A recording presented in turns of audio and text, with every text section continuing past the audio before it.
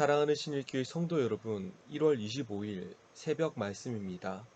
오늘도 주님께서 주시는 그 말씀의 충만함으로 하루를 이겨내시는 저와 여러분이 되시기를 축복합니다. 오늘 우리가 나눌 하나님의 말씀은 베드로전서 4장 12절에서 19절까지의 말씀입니다. 말씀을 제가 읽도록 하겠습니다.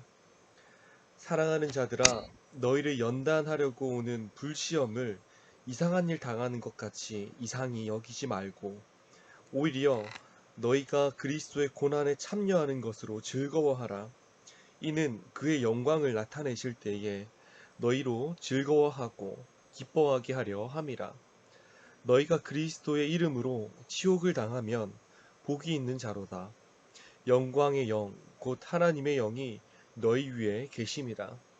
너희 중에 누구든지 살인이나 도둑질이나 악행이나 남의 일을 간섭하는 자로 고난을 받지 말려니와, 만일 그리스도인으로 고난을 받으면 부끄러워하지 말고 도리어 그 이름으로 하나님께 영광을 돌리라. 하나님의 집에서 심판을 시작할 때가 되었나니, 만일 우리에게 먼저 하면 하나님의 복음을 순종하지 아니하는 자들의 그 마지막은 어떠하며, 또 의인이 겨우 구원을 받으면 경건하지 아니한 자와 죄인은 어디에 서리요. 그러므로 하나님의 뜻대로 고난을 받는 자들은 또한 선을 행하는 가운데에 그 영혼을 미쁘신 창조주께 의탁할지어다. 아멘. 오늘 본문의 말씀은 고난 중에 있는 자들을 향한 베드로의 권면의 내용을 담고 있습니다.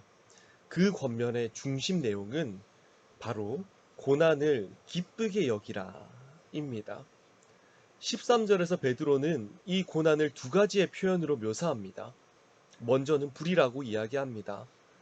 이 고난을 받는다는 것은 불 가운데를 지나가는 것과 같다는 것이죠. 혹시 뜨거운 데다가 손을 대보신 적이 있으십니까? 잠깐만 대고 있어도 굉장히 쓰라리고 아픕니다. 그런데 불 가운데로 지나간다고 생각해 보십시오. 이것은 쉬운 일입니까? 쉽지 않은 일입니까? 결코 쉽지 않은 일일 것입니다. 두 번째로 이 고난을 테스트, 시험이라고 이야기합니다. 하나님께서 그런 상황을 만들어 주셨고, 그런 상황 속에 우리가 존재한다는 것이죠. 이 상황 속에서 우리는 과연 무엇을 해야 할까요? 하나님께서 주신 그 시험 속에서 우리는 도대체 무엇으로 답안을 작성해야 할까요? 우리의 믿음을 증명해야 합니다. 그렇기 때문에 고난은 시험인 것입니다. 이 불과 시험, 이 두 가지는 이 고난이 우리의 삶 속에서 쉽지 않음을 말합니다. 그렇기 때문에 베드로는 오늘 말씀을 이렇게 시작합니다. 12절의 말씀을 제가 다시 읽겠습니다. 사랑하는 자들아, 너희를 연단하려고 오는 불시험을 이상한 일 당하는 것 같이 이상히 여기지 말고. 이 말은 무슨 말입니까? 이 말은 살아가기가 참 힘들다, 사는 것이 참 힘들다는 말입니다. 이 불과 같은, 이 시험과 같은 고난이 우리의 삶 속에 있기에 삶이 힘들 것입니다. 그러나 그것으로 끝나는 것이 아니라 이상히 여기지 말아라 하며 우리에게 공감하면서 운을 띄운 것이죠. 그리고 이 뒤에 말씀으로 우리에게 권면합니다.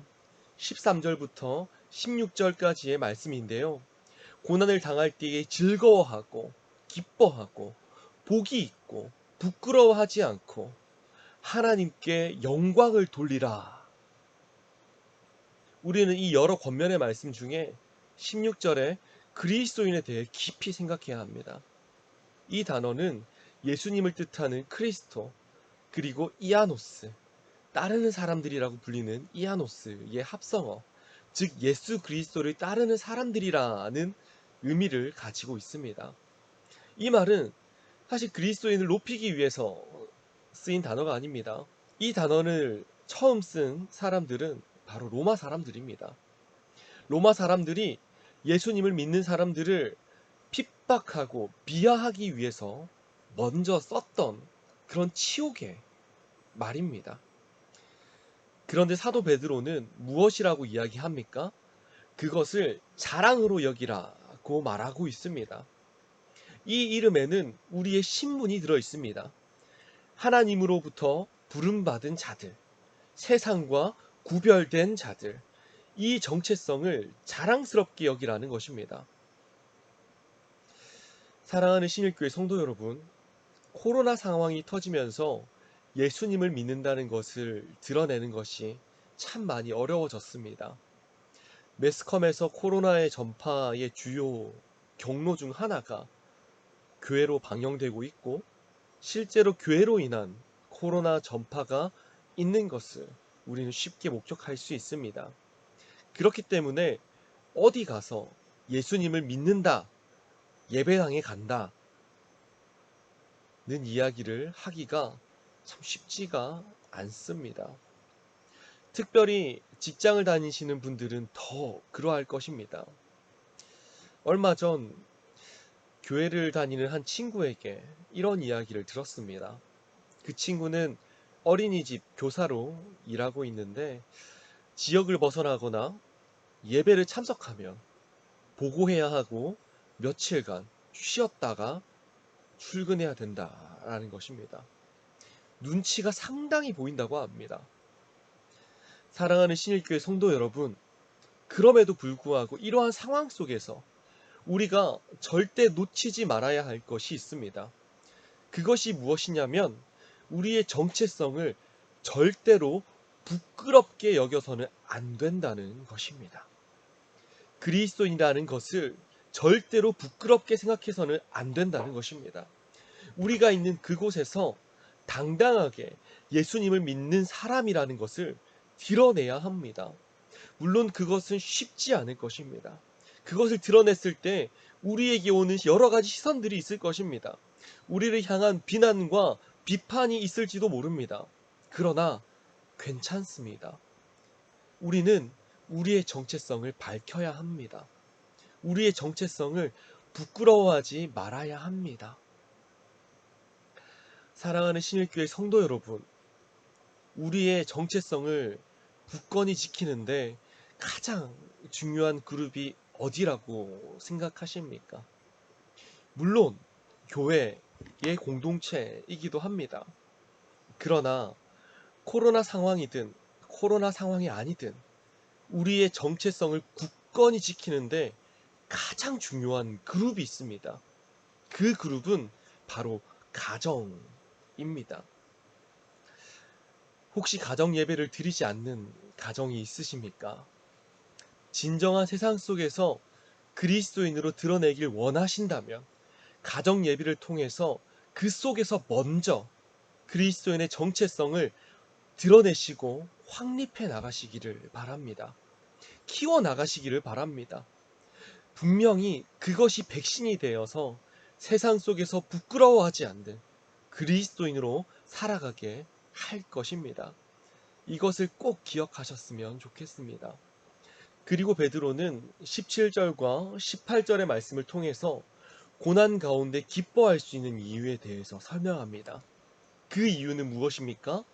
하나님의 심판이 시작되었다는 것입니다. 모든 사람이 심판의 자리에 설 것입니다. 믿는 자, 믿지 않는 자, 모든 사람들이 하나님의 심판의 자리에 설 것입니다. 너희가 그리스도인이라는 것을 드러내는 것에 대해 염려할 필요가 없다라고 이야기하는 것입니다. 왜 그렇습니까? 마지막 심판이 있기 때문입니다. 그렇기에 그 심판 때문에 우리는 고난 가운데 기뻐할 수 있습니다. 그러니 이어서 19절의 말씀에서 이렇게 권면합니다. 그러므로 하나님의 뜻대로 고난을 받는 자들은 또한 선을 행하는 가운데에 그 영혼을 미쁘신 창조주께 의탁할지어다. 쉬운 성경으로 다시 읽겠습니다. 그러므로 하나님의 뜻을 따라 고난받는 사람들은 하나님께 자기 영혼을 맡겨 두십시오. 하나님은 우리를 지은 분이시니 우리 영혼을 지켜주실 것입니다. 흔들리지 말고 옳은 일에 계속 힘쓰시기 바랍니다. 아멘. 사랑하는 신일교회 성도 여러분, 모든 것을 주님께 맡겨드립시다. 우리의 물질, 육체뿐만 아니라 우리의 영혼을 주님께 신뢰함으로 맡깁시다.